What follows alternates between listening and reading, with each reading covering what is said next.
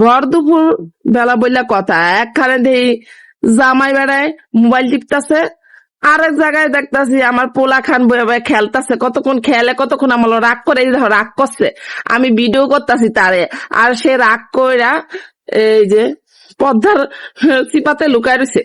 তো যাই হোক, এদিকটা কিন্তু আমি আবার রান্না করে আইয়া দেখি আমার বোনের আনতাছে। এখন প্রশ্ন হলো, অনেকে মনে মনে ভাবেন যে হ্যাঁ কি বোনের বাড়িতে থাকে? না রে বোন, না, বোনের বাড়িতে আমি থাকি না, এটা হলো আমার মেজু ননাসের বাড়ি। তো এটার মধ্যে কতদিন ধরে আমরা আছি, আমার জামাই অ্যাক্সিডেন্ট হয়েছিল, আর অ্যাক্সিডেন্ট হয়েছে মধ্যে তারপর চট্টগ্রামে আইসি আমরা রাঙামাটি থেকে। তো আসার পর তারে চট্টগ্রাম হসপিটালে তারে চিকিৎসা চলছিল, এই কারণে কিন্তু এই জায়গার মধ্যে আসি, শখ করে এতদিন বেড়াইতে আসি নাই রে বোন। তো যাই হোক, অনেকের প্রশ্নের উত্তরটা আমি দিয়েও দিলাম। তো এই যে আমার ননাসে দিদি রান্না বান্না নিয়ে ব্যস্ত আছে, আর এদিক দিয়ে আমি আবার একটু ভিডিও ভিডিও করতেছিলাম। আর আমার হাজবেন্ডের পায়ের মধ্যে অ্যাক্সিডেন্ট হয়েছে। তো আজকে কিন্তু উত্তরটা সুন্দর করে দিয়ে দিলাম তোমাকে। তো এবারে হলো সবসময় কামে ব্যস্ত থাকে, বুঝছো? এখন তো এই যে অ্যাক্সিডেন্ট হওয়ার পরে আর কামে ব্যস্ত থাকতে পারে না, বেচারার মন খারাপ হয়ে যায়, কতক্ষণ ছটফট করে আর কি হাঁটার জন্য, কিন্তু পায়ে তো ব্যথা, হাঁটতেও পারে না, আর তার মন ছটফট করে। কামের মানুষ এভাবে বেকার বয়ে থাকতে পারে না। তো যাই হোক, এখন আমি সুন্দর করে ভিডিও করতেছিলাম, আর ওদিকটা দেখি আমার জামাই শুয়ে রয়েছে, আর এদিকটা আবার আমি কি করতেছি জানো, মানে একবার ওই রুমে যাই, একবার এই রুমে যাই। তো দুপুর বেলা বললে কথা, আর আমার তো আর এই জায়গার মধ্যে সংসার নাই, এটা হলো আমার ননাসের সংসার। তো ননাসের সংসার আছে আমি মেহমান কিছুটা দিনের জন্য, আর এই তো আমার পোলা আবার খেলতেছে। তো আমার তো কোনো কাজ কাম কিছু নাই গা, শুধু আমার স্বামীর সেবা করতেছি, আর কোনো কাজ কাম না। আর একটু পর পর গিয়ে রান্না করে গিয়ে উকি দেই, আমার তো ভিডিও দিতেই লাগবো।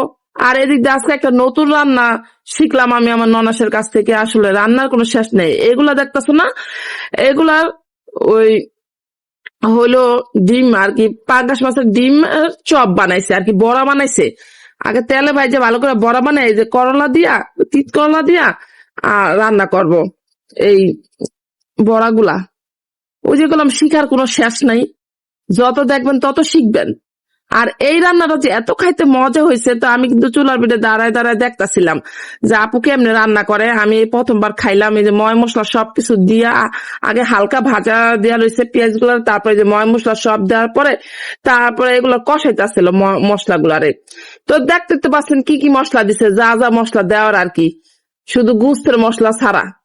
বুঝতে পারছেন এবার? এগুলো হলো মাছের মশলা দিছে, হলুদ গুঁড়া, মরিচের গুঁড়া, ধনিয়া জিরা গুঁড়া, এগুলা দিছে আর কি। তো এটার মধ্যে কিন্তু আবার পেঁয়াজ রসুন বাটাও দিছে।